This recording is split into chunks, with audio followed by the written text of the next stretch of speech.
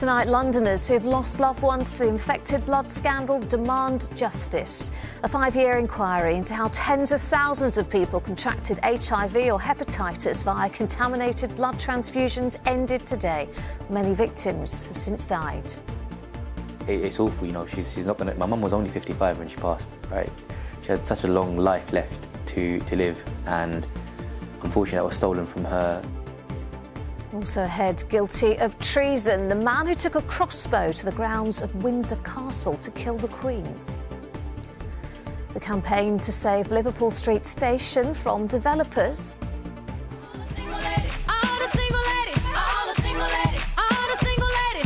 After the rush on tickets to see Beyonce in Tottenham, we talked to the superstar's dad and what it takes to make it in the music business. She cares about her fans. She works hard to connect with them and practice and practice and practice and dare to be different. And ITV's Ninja Warrior gets a permanent fixture in Surrey. Are you up for a challenge? There's nothing more exciting than watching the competitors take on the course, getting up the wall, that adrenaline rush. Good evening. It is widely considered to be the biggest treatment disaster in the history of the NHS, and today the long-running inquiry into the infected blood scandal came to a close. Tens of thousands of people were infected with HIV or hepatitis through contaminated blood transfusions between 1970 and 1991. Many Londoners were among those who were infected and who have since died. Nahidir Rahman's mother was infected with hepatitis, but it remained undiscovered for decades before her death. Today he told Sam Holder that he simply wants justice. Throughout their childhood, Nahidir and his brother saw their mum get progressively more sick. For 24 years they had no idea why, until she was diagnosed with hepatitis C. By that time it was far too late. She ended up getting on numerous treatments to try and get rid of the hepatitis, and every single thing failed. I was at the graveyard this morning. I tried to make it a habit trying to see, just to pay her a visit on every Friday, and you know, it's awful. You know, she's not gonna. My mum was only 55 when she passed, right? She had such a long life left to live, and unfortunately that was stolen from her. Nahidir's mum Sultana was given a blood transfusion at Newham Hospital after giving birth in 1987. She was likely one of the thousands infected during the contaminated blood scandal. NHS patients across the country were given blood products imported from the US, sourced from prisoners and drug addicts. Batches contained HIV and hepatitis C. It took decades of campaigning, but now final submissions have been made at the official inquiry into what happened. The scandal came to public attention in 2016 when victims and their families pressured the government to investigate and reveal the truth. By the following year, Prime Minister Theresa May announced a statutory public inquiry would be held. In October last year, the first compensation payments were made to about 4,000 surviving victims and widows, but not to parents and children. Sir Brian Langstaff, who's chairing the inquiry, said his findings will be announced in the autumn. There will be an interim report by Easter detailing further compensation. It was a dreadful scandal, but what was more than that dreadful scandal was that the successive government departments or administrations refused to admit that they got it wrong. These vials contain tributes from the families of those who died, an estimated 2,400 patients. For Nahidir, he feels he now has the obligation to stand up in his mum's name. Her justice would be, you know, just being able to live a normal life, and unfortunately she couldn't do that. And for us as a family now, it's more about sort of making sure we get justice and make sure this doesn't happen again for anybody else. Sam Holder, ITV News. The man has admitted to trying to kill the Queen at Windsor Castle 2 Christmases ago. Jaswant Singh Chahil was caught in the royal grounds with a loaded crossbow. Sangeeta Kandola sent this update from the Old Bailey earlier. Well, it was Christmas Day 2021 when Jaswant Singh Chahil scaled the grounds at Windsor Castle using a nylon rope ladder. He was wearing a hood and a mask and crucially carrying a crossbow. That crossbow was loaded with a bolt, the safety was off and it was ready to fire. His intended target was the late Queen, who was in residence at the time. Now, he'd been on the ground for around 2 hours before police spotted him. They said he looked like something out of a vigilante movie. And when they confronted him, he repeatedly said, "I am here to kill the Queen," before he was, of course, handcuffed and detained. Now, today, the 21-year-old pleaded guilty to serious charges, including one under the Treason Act. He claims he wanted revenge for the treatment of Indians following the massacre in Amritsar in India in 1919. Now, Chahil appeared here at the Old Bailey via video link from Broadmoor Hospital. He's due to be sentenced next month. Sangeeta Kandola reporting there. The adoptive mother of a little boy who was tortured as a baby by his mother and her partner says she is shocked to learn that one of his abusers is to be released from jail. Tony Hudgell was left with life-changing injuries, including the loss of both of his legs after he was attacked when he was just 41 days old. Jodie Simpson and her partner Anthony Smith were both jailed for 10 years in 2018. Today, a judge ruled that Simpson should be released. Well, Tony's adoptive mother, Paula, said she was unaware that today's hearing was even taking place. Last night we showed you the shocking state in which some Londoners are living in flats with walls simply covered in mould, tenants unsurprisingly feeling absolutely hopeless and stuck in homes barely habitable. Well, tonight residents at Kenzel House, a block of flats near Grenfell, have decided they're going to do something about it. They're planning to take the Kensington and Chelsea Borough Council to court for neglect over the leaks and mould in their properties. Carolyn Sim went to meet them. In every corner of this bedroom, there's mould. The tenant who lives here sleeps right next to it. She didn't want to appear on camera, but wanted people to see this. In another flat, leaky windows are the problem. Every time it rains, water gushes in and black mould grows. Do you worry every time it rains heavily? Yeah, of course I worry about, because it's wet everything, you know, outside the and floor, everything. For years, people living in Kenzel House have complained about their living conditions. The theatre group Spid rents the basement of the building. They're so fed up with the lack of maintenance, they're having to use their own funds to put things right. Now, together with tenants, they're threatening the council with legal action. We brought in this money to bring this community space that they've neglected up to standard, and they couldn't even fix the leaks by August 21 when they promised. We waited and waited and waited, and in the end we had to start in June 22. We're fighting so hard to restore it and bring it back to its former glory, and also to help residents have a home that actually is worth living in instead of just existing in. Spid has spent the past 2 years making a documentary about flooding in their theatre and the state of the neighbouring flats above. It's an old building, a listed building, with pipes embedded in the concrete, which means finding those leaks, identifying them and repairing them is tricky, and we can't do a full-scale replacement, but we are doing everything we can and we take it really seriously. Are you doing it quick enough, though? It's a really good question, and that's exactly the conversation we promised to go back to the Residents' Association to have, to explore how we could bring forward the window works and do everything that we can to get the pipes in as good a shape as we can. Tomorrow, solicitors will send a letter to the council outlining the tenants' demands for repairs and compensation. They're asking for a swift response. Carolyn Sim, ITV News, Kensington. Strikes have impacted train and bus services across the capital for a second day this week.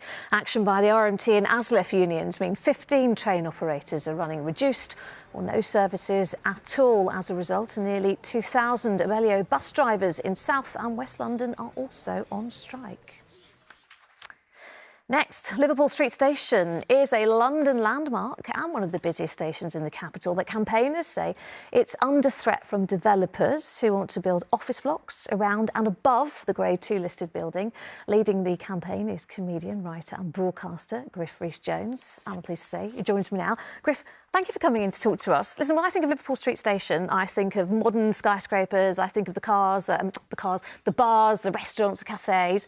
But you say what's being proposed right now is going to really ruin a bit of London history. Well, I mean, there's a lot. One of the things they're saying is, of course, that in their proposition is there's not much of the original Liverpool Street Station that survives. But when you look a bit more about that in detail from a statement. All right, but when you go to Liverpool Street Station, there are these magnificent engine sheds, and outside Liverpool Street Station, there's the Grade 2 star listed, one of the most beautiful Victorian hotels in London. And it's the Andaz now, but it used to be the Great Eastern Hotel back in the day. That's the Great Eastern. Yeah. The Great What exactly are they proposing then? What would change?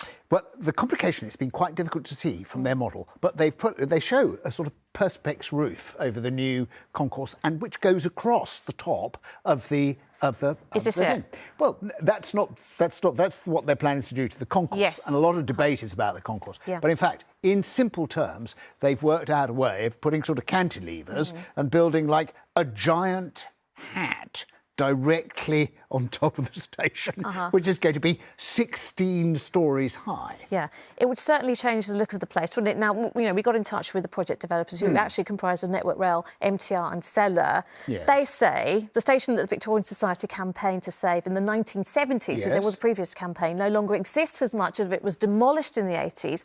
Our approach prioritises protecting and enhancing the remaining heritage, along with the hotel and the station itself. The Victorian elements of the station aren't being demolished. In fact, they say they're going to protect and showcase them. Well, first of all, there's so many things they say there which are really bizarre. The station is there, and everybody who uses Liverpool Street, and the hotel is there, and so it's quite clear that they are not intending to sort of knock down the hotel, but they are going to smother it. They're going to completely, all the heritage societies, and this includes the government's own Historic England, have said, you can't do this. We cannot allow this as a precedent. But the next thing you know, you could say, well, let's have St Paul's Cathedral, and we'll build a skyscraper sort of like on top of it, and you won't notice it because St Paul's Cathedral will be underneath it. So you can't. You're obviously very passionate about this. I'm sure a lot of Londoners would be about preserving our heritage and our Victorian sites like that. But what is the time frame? When will we know more about what's going to happen? At the moment, there's a sort of consultation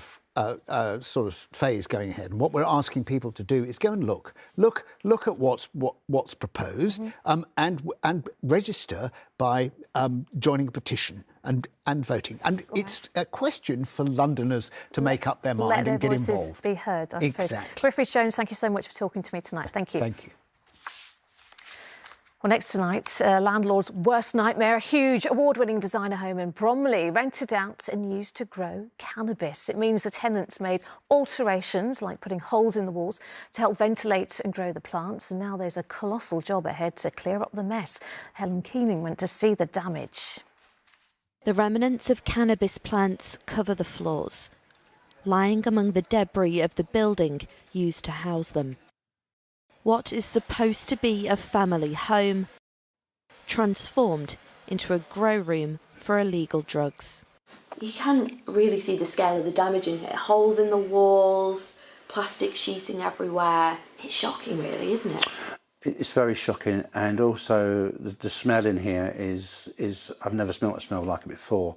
Obviously there's rubbish that's been left here that is just rotting away, and we can't not allowed to touch anything at the moment. The tenants had only been in for a few weeks, and when the property managers saw all the windows had been covered, they took action and eventually gained access. So you thought it was bad enough downstairs, but... Yeah, and then you walk upstairs and you're like, oh my God, like, does it get any worse? And then you walk into this room and see again the cannabis on the floor and the earth, the growing wires, supports have been taken out of the roof, holes for the structure of the building. Not only can you smell it, you can always taste it in the back of your throat. Yeah, it's quite sickening. I've been keeping the windows open downstairs and the doors open to trying to get some fresh air for the property. And I mean, this smell we've got to try and get rid of. It contained a plush cinema room. The screen has been ripped from the walls. Fitted wardrobes, now just piles of wood stacked on the floor. The owner's father was the architect who created this property.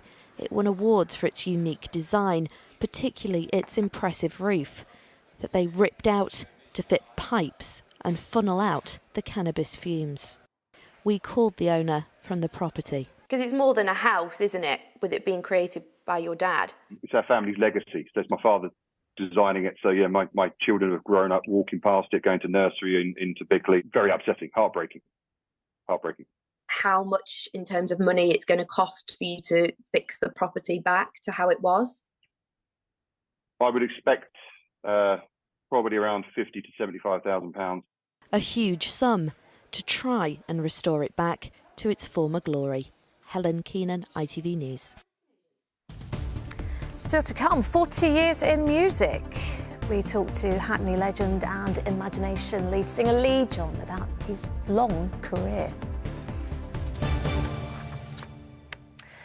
But first, there's been another mad scramble for Beyonce tickets this morning. Thousands more went on sale for her back-to-back dates at the Tottenham Hotspur Stadium in May.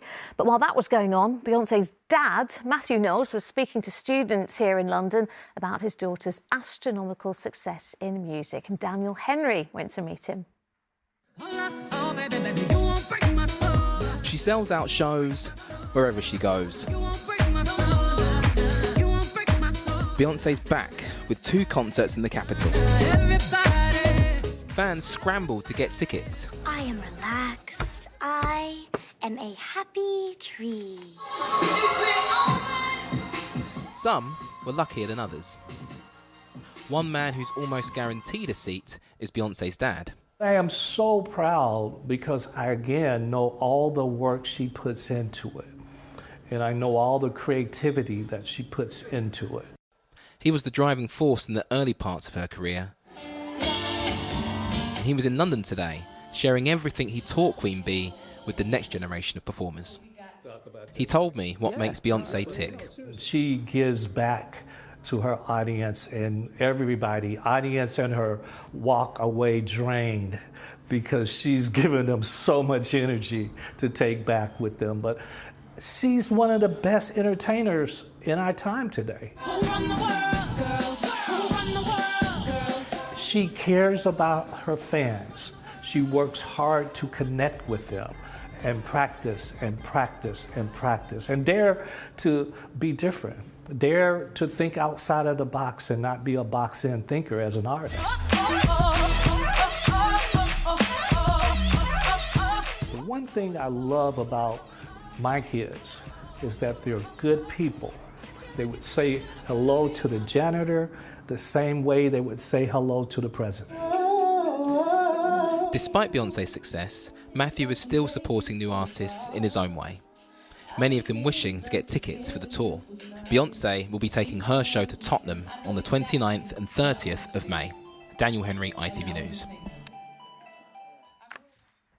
Tips from Beyonce's dad on how to start out in music, but my next guest also knows a thing or two about maintaining a long career in the business, 40 years to be exact. Before we talk to Lee John from the band Imagination, here's a reminder of one of their biggest hits.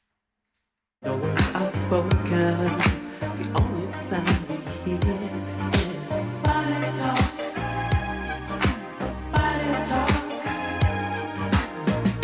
Yeah, well, 30 million records later, and Lee is celebrating that huge milestone with a new box set of all of his music. And I'm delighted to say he joins us now. Lee, 40 years. It is a long I bet time. It just went in a flash, didn't it? Well, I was just looking at that video right Yeah. there, and it's like, oh my goodness, the curly perm, you know. It's lovely. And it's all here All on there. this box set. There's 17 albums. Yeah, here. that's a lot. You've self-curated this, haven't you? Yes, so I have. You've managed to do it all yourself. During the lockdown, I had enough time to do Did you? it. Yes, I did. Oh, what a good use of your time then. It was great memories. We had some great times, the fashion, the look, Yeah. the hairstyles, and some great songs. Yes. And some great production teams. And so it was a wonderful period of time to really look back. Yeah. And Oh, we have look. so many fans globally. Look, there's the that, hair. You're talking about oh my the hair goodness, there. yeah, that's my favourite shot, me and the deer. Oh, yes.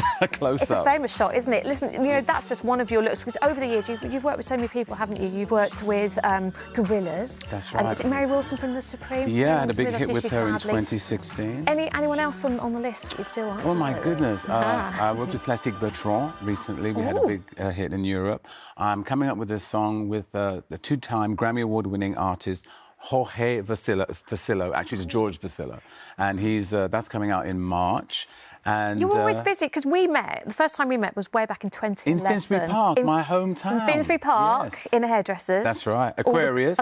All the Ways glamour. to get our curly perms done. There we go. Look, we're walking in. Oh my God. Yeah. Don't even talk about my hair, Lee. Don't even mention it. Look at that. But you know, back then you were still making music. You're still making music now. You've got new music coming out. What's a new video? Is it called Solitude? You've got a new song. It's called Solitude. What keeps you motivated? What keeps you going? I'm on that train. I'm on the train of life, and I believe in, you know. Oh, there we go. That's in Benicassim in Spain, and it's just, you know, I think we're so gifted and lucky and blessed to do what we do, really and truly. And we started in 1981, and here we are in 2023. Goodness. And what I'm calling it now is 2020 Lee. It's not 2023. Oh, very good. It's 2020 Lee.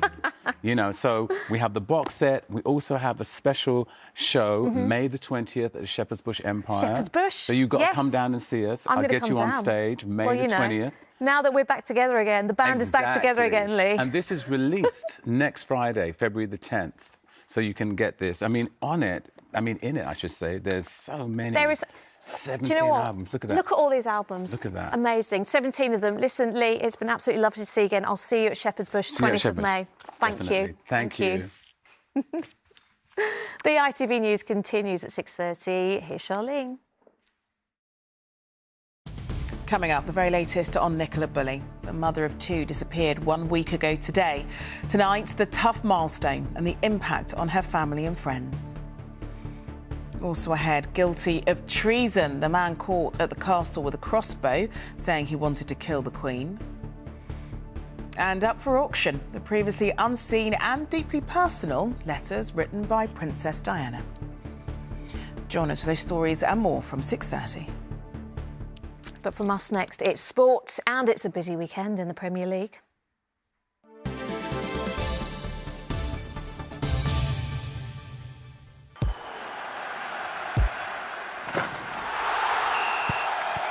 Zero Accounting Software sponsors ITV Regional Sports Report. Well, in a top-of-the-table clash, fifth place Tottenham Hotspur are hosting second place Manchester City in North London on Sunday. Spurs will be buoyed by the return of Brazilian strikers Richarlison and Lucas Moura, who are available for selection. However, it's unlikely that head coach Antonio Conte will be on the sidelines after an operation midweek to remove his gallbladder. We don't know yet when Antonio is coming back. Everything is possible. The surgery was good. He's recovering well. At the moment, he's at home. So we have 2 days for the game, and everything can happen. Well, meanwhile, North London rivals and top-of-the-table Arsenal face 19th placed Everton at Goodison Park tomorrow lunchtime. Mikel Arteta's men could open a bigger gap at the top of the table as the Premier League passes the halfway point. Rugby in England hosts Scotland at Twickenham tomorrow afternoon as the Six Nations gets underway. It'll be Steve Borthwick's first game in charge of the Red Roses. They attempt to reclaim the Calcutta Cup off the Gregor Townsend's team. Former England international James Haskell says it's bound to be another thrilling tournament. Rugby's in a bit of turmoil, if I'm completely honest with you, but the one thing that has remained constant is the Six Nations is the premier rugby tournament in the world. It's super exciting. England have got a new coach. Wales have got an old new coach, if you can say that. Italy are now playing some fantastic rugby. You know, Ireland and France are number 1 and 2 in the world. You know, Scotland are flattered to deceive. Everybody's ready to play.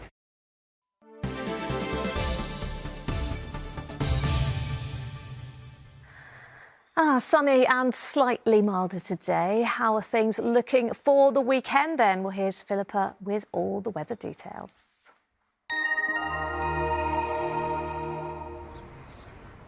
Feels like home, whatever the weather. Valent Boilers and Heat Pumps sponsors ITV London Weekend Weather.